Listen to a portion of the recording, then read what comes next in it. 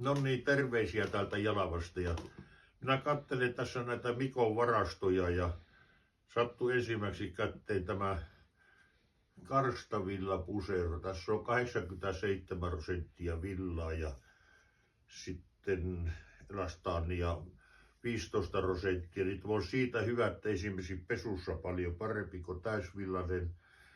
Ja villahan on siitä hyvä. Tämä on talvella tämä on lämmin ja kesällä viileä. Ja monesti käy ne oman onnistuksen sillä lailla, että no on helpompi pestä kuin täysvillainen. Sitten monesti riittää pesuksi tuuletus ja lumessa kun kirjoittaa. Ja on ikivanha hyvä tuote. Ja tässä on sama sitten samasta materiaalista on tehty housut. Niin nämä ei näitä housujakin niin voi pitää vaikka kun tuolla eräretkillä kulkee, niin vaikka kesällä.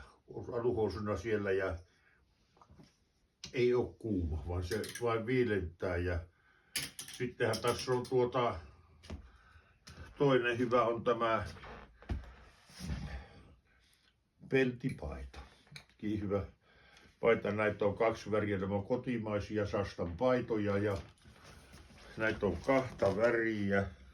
Mulla itsellä on tämä punainen paita ja tätäkin niin nämä pesussa vain paranee. Kun tää useammin peset, niin sen parempi ei kitisty eikä laista. Ja voi sanoa, että tässä ei ole mitään muuta vikkaa, vaan tästä ei taho ikinä päästä eroon. Että on tosi hyviä tuotteita ja nyt tää on justiin pienen tauon jälkeen, kun on ollut ongelmia näissä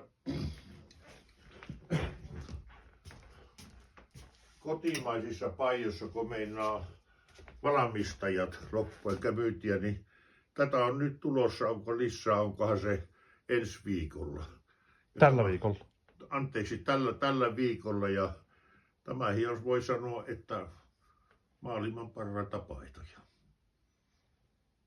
Tämmöistä tällä kertaa Jalavasta. Tervetuloa.